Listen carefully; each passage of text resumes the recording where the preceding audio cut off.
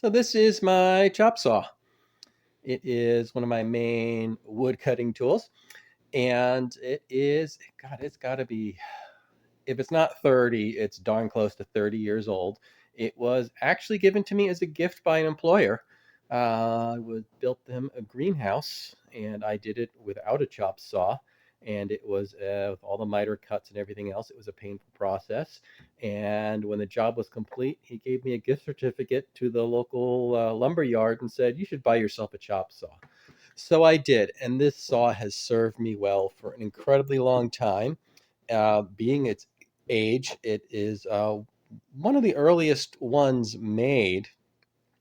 And while it uses a 10-inch blade, one of its limitations, among several, was that it could only cut a 2 by 6. It couldn't cut anything bigger than that. And the project I'm working on right now, I'm having to cut these 10-inch boards. And as you can see, it just can't do it. Get this in the right spot here. The blade just isn't big enough. So what that means is I have to cut one side of the board, then I have to flip it over and upside down, and then come back and cut the other half. And of course, I have to get those two cuts to line up perfectly, or it doesn't look right. And yeah, it's really easy to flip over this little 1-foot board, but I'm working with 10-foot boards, and it gets pretty painful. But I have to be thankful because I don't have to worry about that anymore, or I won't in a few minutes. Uh, I was spent the last 5 weeks doing the Hadestown musical at Ridgeway High School, and Jason Phipps, the director, at the end of the show, bought me this chop saw as a thank you gift. It is a sliding compound miter saw, which means that unlike this saw, which just goes down and that's it actually pulls out towards me. So it can do up to a 12-inch board, and it's going to make these cuts so much easier. Uh, there's a story. There's always a story with me, and especially with Jason Phipps.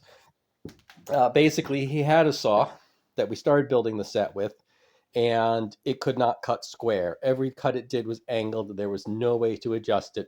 It had just been dropped too many times, and for the precision we needed to build a set with a turntable and all the other effects, we needed a better saw. And I lamented that I had left good old faithful up here at my house and I hadn't brought it down to Ridgeway, and I told him it might be time for him to buy a new saw.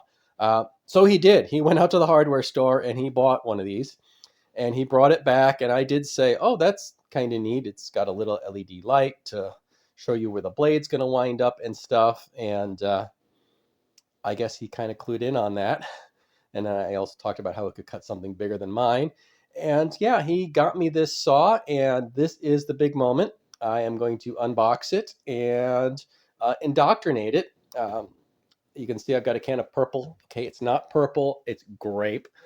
Spray paint here because all my tools in one spot or another, I mark, even the stand here, with purple or grape somewhere to show that it's mine. It just started, I don't know when, and it's been a tradition with me for at least 20 years.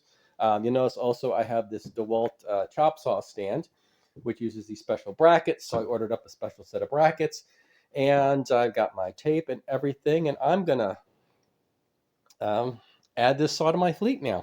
So, all right, this is going to be fun. I am going to try to cut this tape left-handed. Oh, hey, look, it's a Craftsman mat knife. But here we go. I haven't unboxed a brand new tool in a very, very long time. So here we go. It was kind of cool the way he brought me up on stage and then had some of the actors bring out this saw in a big box like this onto the stage. And so here it is. It's kind of funny. I thought with his saw there was the owner's manual stuff was here, but I see there's some bag down there. So let's get this. This is kind of tricky. Hang on here. Oh, Phipps, this is too much. Okay, well, you know the old Charlie Brown special when Charlie go trick or treating and he go, "Well, I got a rock." Yeah, I got a rock, but I can't say I didn't deserve this.